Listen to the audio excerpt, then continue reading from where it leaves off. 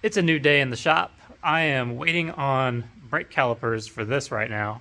So instead of doing anything with the Nissan, we are going to, or at least I am going to start tearing apart this 4 liter right here. This is for a buddy of mine's Jeep that he's going to be getting from me.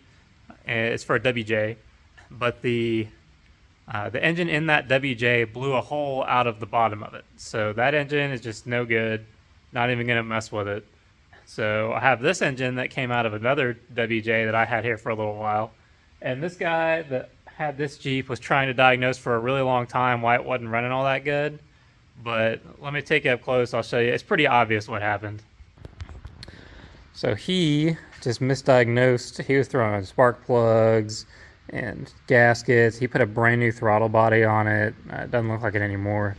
It's been sitting here rusting a little bit, but he put a bunch of new sensors on it. It came with new coil packs. These are some old ones that I know are factory and working right.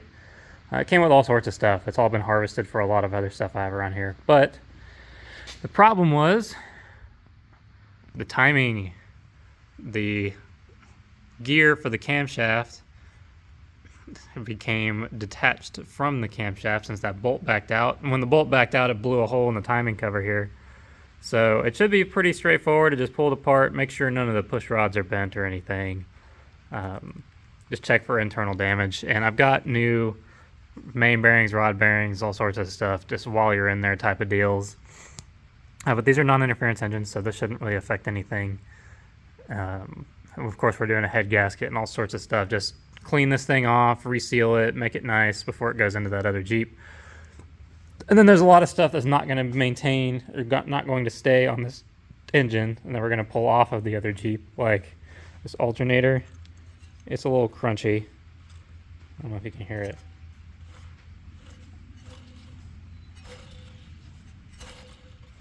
And it's full of grease, and this water pump has been leaking for a long time. So this thing's getting a total overhaul as far as bolt-on parts go, basically. I'm not going to go bore it out or anything. It had good compression before I pulled it,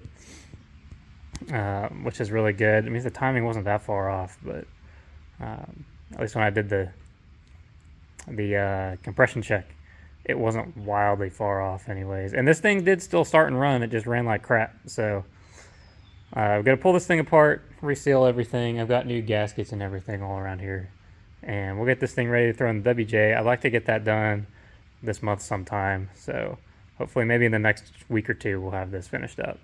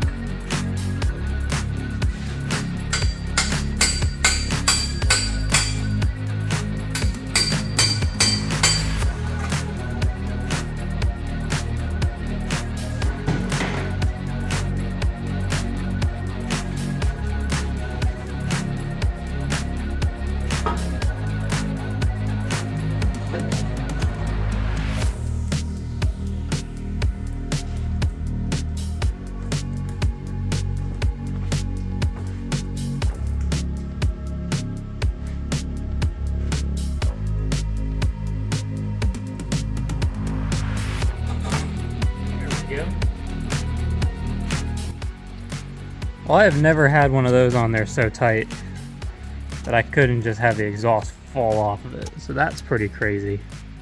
And that looks the way it does. This gasket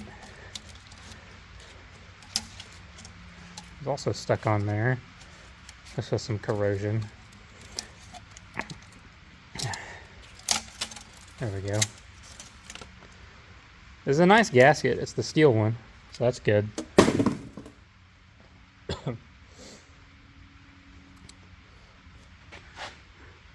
It's a remanufactured block, so this isn't the original engine. Right there, see 2010, which is interesting.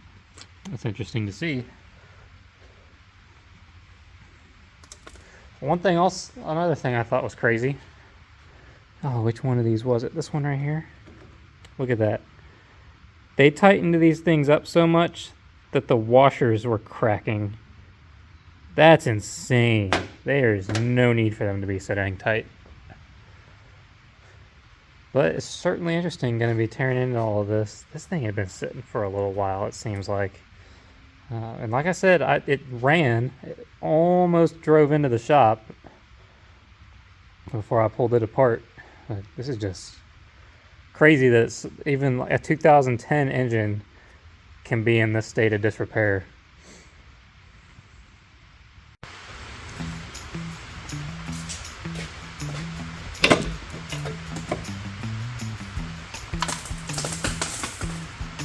Crusty. Fortunately, under here, actually looks really good. There's not a lot of carbon buildup or anything. It's got a funky smell like the oil has an additive in it.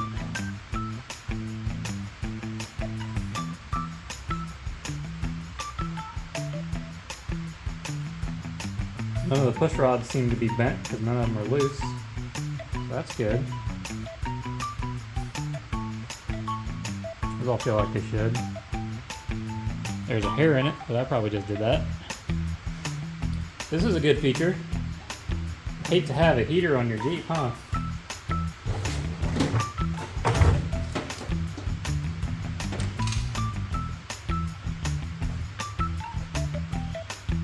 I don't know how I'd be able to survive without a heater on the Jeep.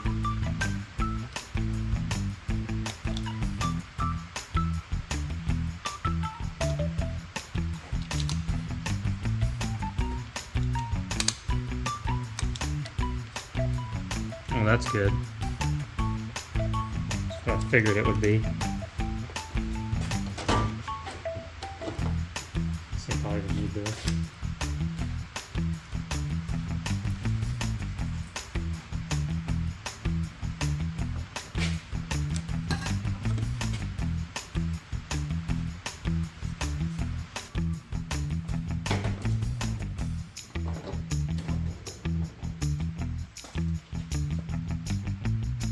This gasket was definitely leaking.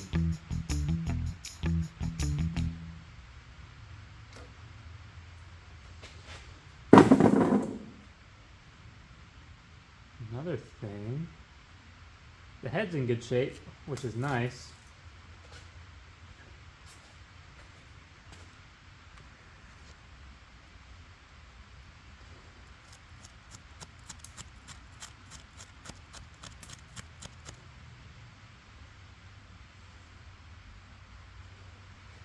I would be lying if I said I was excited to take the head off of this engine. I'm excited to see what's in there. I'm not excited to fight with these bolts, particularly this one right here. If you look closely at it, I don't know that it's a 12-point half-inch anymore. And none of the rest of them are in particularly good shape. So, I'm not excited for that. I'm going to have to pound my impact socket onto it and hope that it grabs with the breaker bar. And if not, we're going to be doing some welding and we're going to have to cover up the valve train here. But I'd like to get this head off today if possible.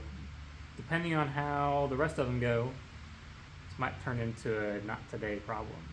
But I really wanted to get this tore apart, so let's see what we can do.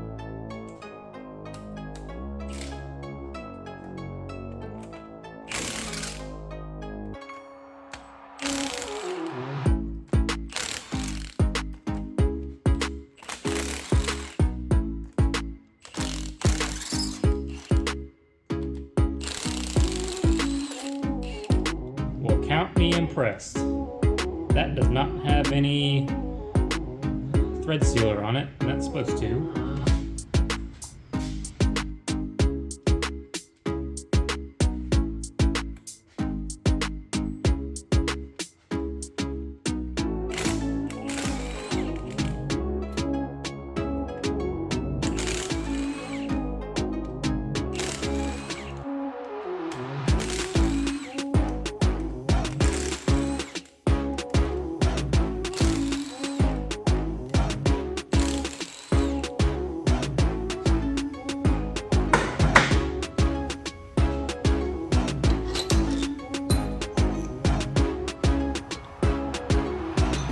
Oh, they've all got anti-seize on them. That's discoloring them. That one does not look like the right color. That one's still stuck.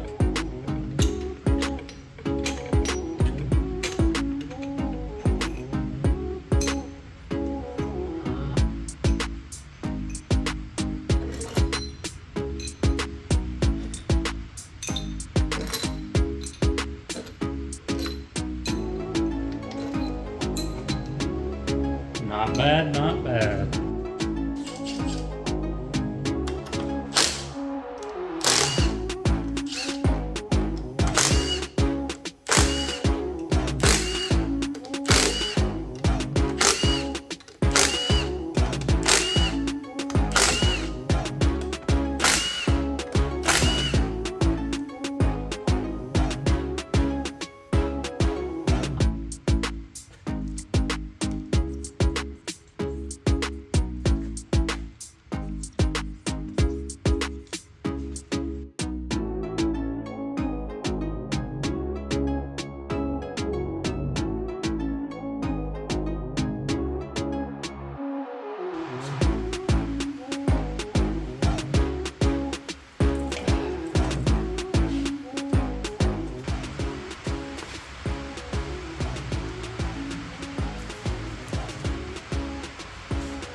Good deal.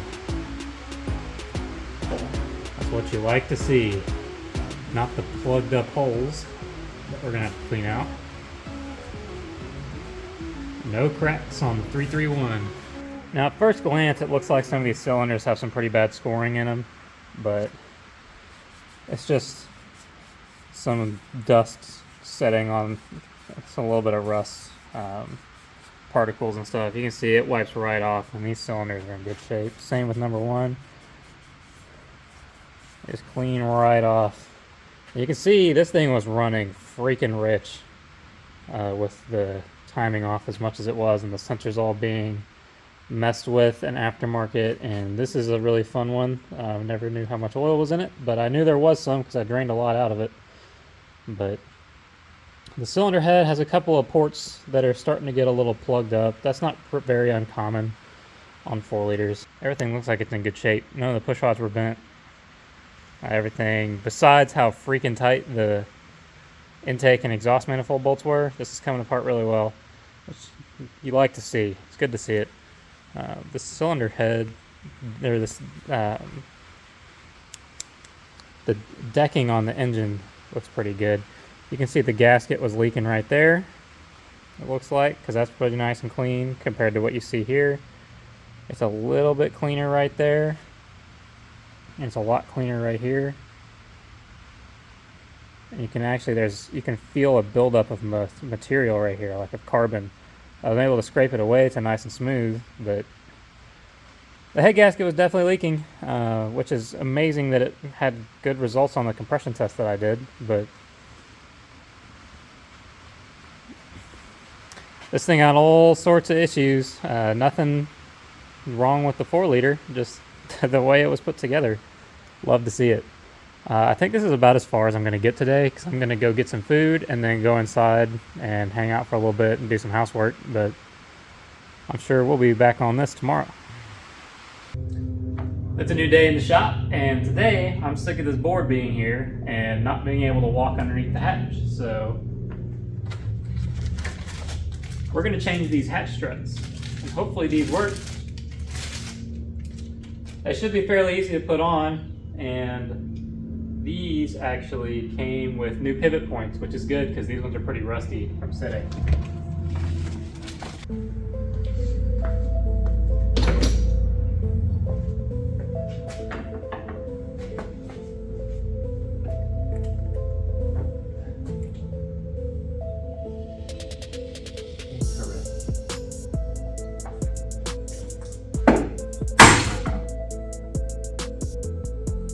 That did it.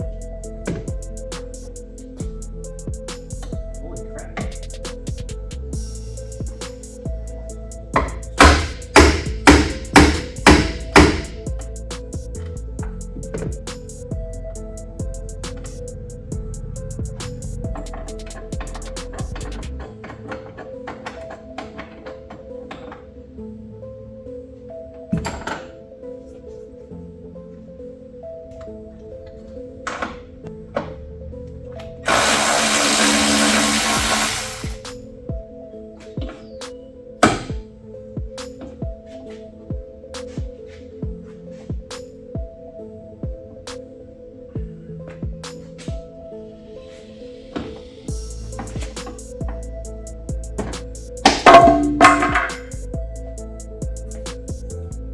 It almost folds with just one. Look at that.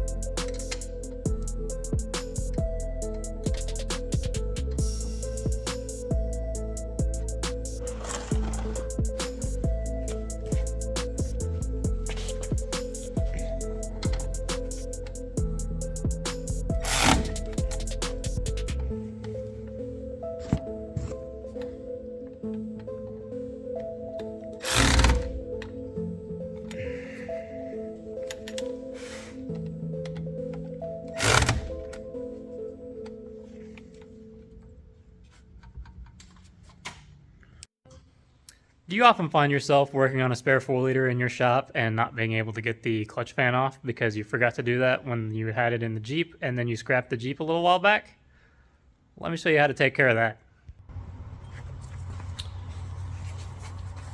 So all you got to do, put the belt back on here, get a nice piece of leverage right off the side of there.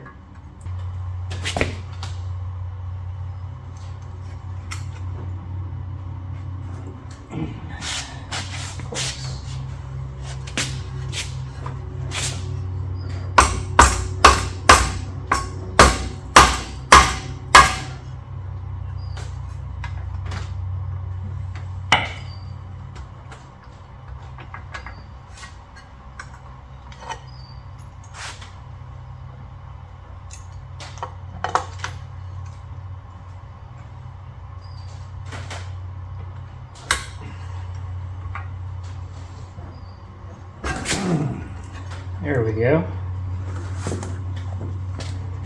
Get this spool out here.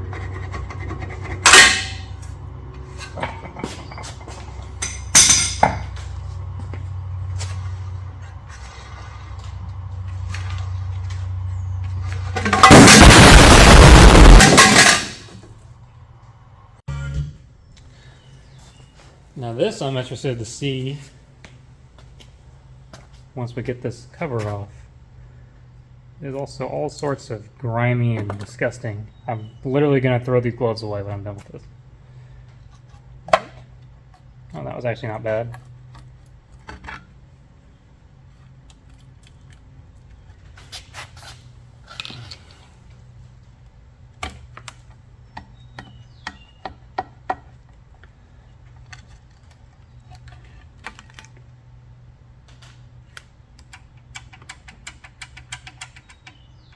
Man.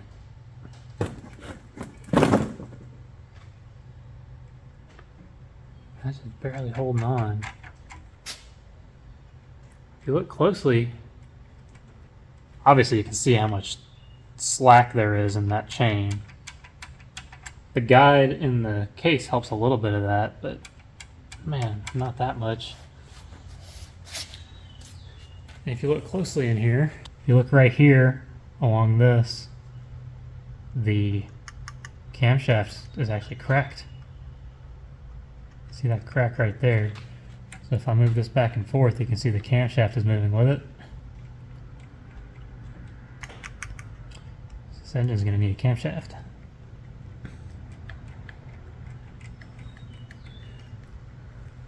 That's insane. I've never seen that before.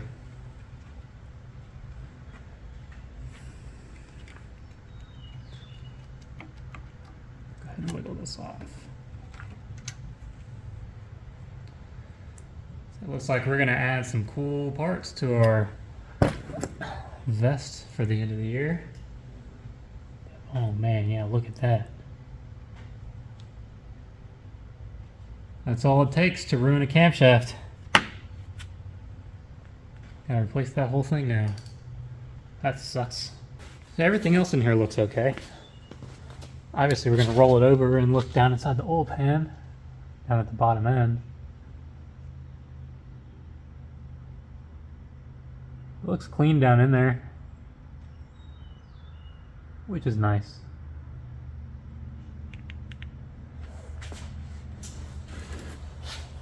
So yeah, I'm probably going to pull the oil pan off like this because I know there's some oil in there and it's been sitting upright for a little while without the internals moving. So if I pull the oil pan down before I roll this thing over, most of the oil will stay in the pan. That'd be pretty nice. Well, that's all we got time for in the shop for this week. I got to do some work in here on the house with my drywalling and my mudding. So thank you guys for watching. Come back next week, see what we get into. We're going to be doing a little bit more exciting stuff next week. But for now, that's going to be all. See you in the next one.